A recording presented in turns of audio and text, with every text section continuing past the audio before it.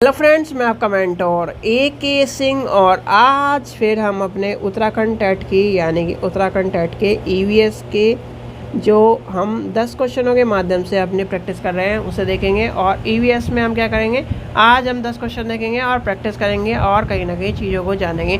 और आपके जो क्वेश्चन कराए जा रहे हैं यानी कि आपको जो क्वेश्चन कराए जा रहे हैं उसमें आप जो 10 क्वेश्चनों का ये महत्व समझिए कि आपको जब प्रैक्टिस छोटे छोटे प्रैक्टिसों के माध्यम से चीज़ें सिखाई जा रही है कि ये क्वेश्चन आपको देखना है, क्योंकि आपको सारी चीज़ें मान लो याद भी है, पर आप क्या कर रहे हो जब क्वेश्चनों को हल करते हो तो कहीं ना कहीं उसमें आपको दिक्कत होती है। तो क्वेश्चन नंबर पहला देखते हैं। क्वेश्चन नंबर पहला क्या है, निम्नलिखित पक्षियों में से कौन सा काफ़ी हद तक अपनी गर्दनों को पीछे तक घुमा सकता है? तो कौन सा है? सबसे ज़्यादा आपको पता होना चाहिए, उल्लू घुमाता है। क्या करता है? उल्लू।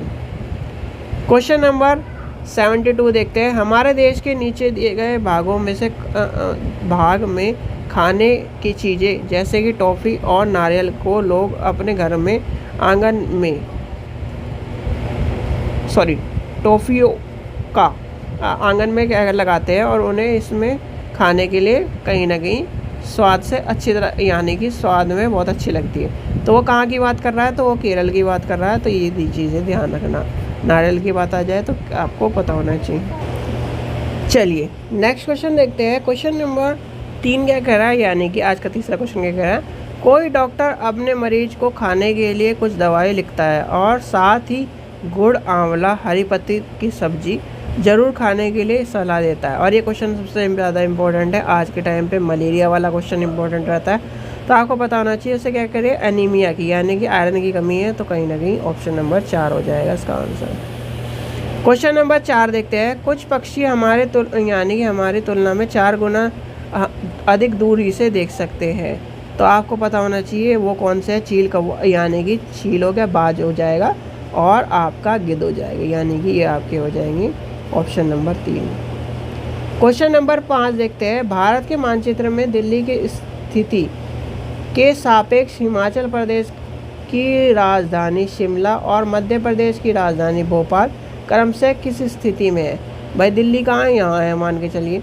भोपाल आपका नीचे आ जाएगा। हिमाचल प्रदेश कहाँ है बताइए? शिमला। आप शिमला शिमला करते रहते हो, कहाँ पर है? यानी कि हो जाएंगे उत्तर और दक्षिण में, एक नीचे और एक ऊपर है उत्तर में। क्वेश्चन नंबर 76 देखते हैं। ईवीएस यानी कि ईवीएस संक्षेप डैश का अर्थ है, यानी कि इसका ईवीएस क्या है? Environmental studies. तो आपको पता होना चाहिए एनवायरमेंटल स्टडीज़ है इसका आंसर। क्वेश्चन नंबर 77 देखते हैं। निम्नलिखित में से कौन सा प्राथमिक स्तर पर पर्यावरण अध्ययन के शिक्षण का उद्देश्य नहीं है? लगाएंगे हम अंडरलाइन। उद्देश्य नहीं है तो क्या हो जाएगा? इसका आंसर हो जाएगा यानी कि शिक्षक कभी कभी यानी कि शिक्षक कक्ष में कड़े अनुशासन को सुनिश्चित करता है। कड़े अनुशासन नहीं रखना है, हमें फ्री एनवायरनमेंट को लेके चलना है जब भी हम बच्चों को पढ़ाते हैं, छोटे बच्चों को खासकर। 78 देखते हैं। आंचल अपनी कक्षा 5 में पर्यावरण की कक्षा में अक्सर गहन जांच पड़ताल वाले और कल्पनापरक प्रश्न पूछती है। उसके द्वारा इस प्रकार के प्रश्न करने का उद्देश्य डैश सुधार करना है। तो क्या करना है? चिंतन कौशल। क्या हो रहा है कि वो क्या है? चिंतन है कि ये क्यों होता है, ये कैसे होता है, फरवरी में इतने महीने इतने दिन क्यों होते हैं। तो क्या कर रहा है? वो चिंतन कर रहा है। ये आज आपको छोटा बच्चा क्या करेगा कि ये क्या है, ये क्यों होता है, ये किस लिए होता है। तो इस तरह के आपको चीज़ें आपको देखने के लिए मिलेंगी प्राइमरी लेवल में। क्वेश्चन नंबर 79 देखते हैं। Second last question. कक्षा 3 की शिक्षार्थियों को हमारा दोस्त पक्षी यानी कि हमारे जो दोस्त हैं पक्षी प्रकरण पढ़ाते समय नीलिमा नीचे दी गई पद्धति का प्रयोग करते हैं। पक्षियों के पर आधारित वृत्तचित्र, विभिन्न पक्षियों के तस्वीर वाले चार्टों का प्रयोग करना और उसमें कहीं ना कहीं सापेक्ष उनका वर्णन करना। शिक्षार्थियों को नज़दीक से यानी कि पार्क में ले जाना और उन पक्षियों का ध्यान दिखाना और नीलिमा निम्नलिखित प्रकार के परियोजना के सिखाने के विभिन्न उपाय करती है। तो इससे क्या होगा?